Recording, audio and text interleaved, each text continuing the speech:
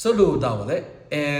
qofka dhalinyarada ah ee Soomaaliga ah waxa ugu weyn ee uu ka cawdo waa shaqo la'aan iyo in aanu haysan fursad uu kaga faa'iideysto wixii uu bartay ama loogaga faa'iideeyo.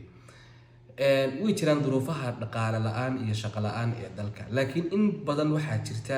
in sababta shaqo la'aanta qayb ay ka yihiin dhalinyarada ku dhow. Sidee baad uga tahay qayb? Waxaad uga tahay waxaa laga yaabaa inaad diyaarisay degree master dabeedna aad jaamacad baad dhigatay dugsiga dhamaysay ilaa iyo heerkaas aad gaartay dhowr iyo 10 ama dhowr 20 sano aad wax dhiganaysay maalinna ma aad shaqo tagin maalinna dhiigaaga iyo dhididkaaga ma aadan dhadhamin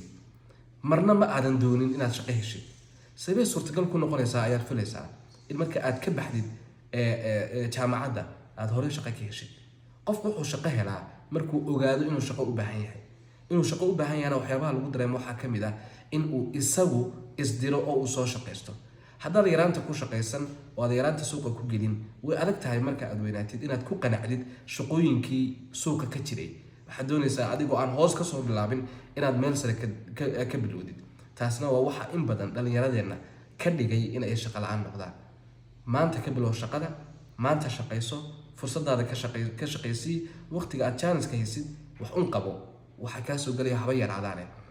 ogow aqli maaha inaad tiraahdid lacagta meesha laga qaadanaya yar saas daraadeed waxaan dooranayaa inaan anigu kharash noqdo oo aan meel intaan fariisto shaah cabo dabeetana kharash igu kordho oo shaahad cabaysid baalashkaaga iyo baskaagu waa lacag ugu yaraan intaa kala soo bax waqtiga halka kaaga lumeeyna ha kaaga baxo adigana xirfad ha ku noqoto mahadsanid nabadgelyo